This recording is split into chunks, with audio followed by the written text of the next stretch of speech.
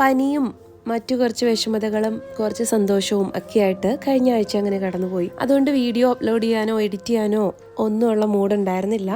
അപ്പോൾ ഇങ്ങോട്ട് ഇറങ്ങിയിട്ടും 2-3 ദിവസമായി. അപ്പോൾ ചെടികളൊക്കെ ഒന്ന് നനച്ചു കൊടുക്കാമെന്ന് ഓർത്ത് ഇറങ്ങിയതാണ്.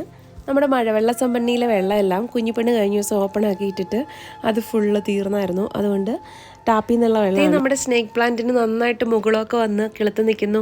2-3 ദിവസം തിരിഞ്ഞു നോക്കാഞ്ഞുകൊണ്ട് കഴിഞ്ഞ ദിവസം ഞാൻ ലാസ്റ്റ് കണ്ടത് ചെറിയൊരു കിളിപ്പ് വന്നിട്ടുള്ളതായിരുന്നു.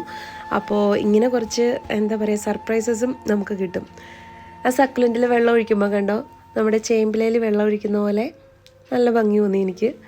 നമ്മുടെ പെറ്റൂണിയ, അതിൻ്റെ ഇടയ്ക്കൂടെ ഒരു പപ്പായ തൈയാണ് കിളുത്ത് വയ്ക്കുന്നത്. 2 ദിവസം വെള്ളം കൊടുക്കാഞ്ഞതിൻ്റെ എല്ലാ കേടും തീർക്കുകയാണ്. എല്ലാവർക്കും നന്നായിട്ട് വെള്ളം ഒഴിക്കുകയാണ്.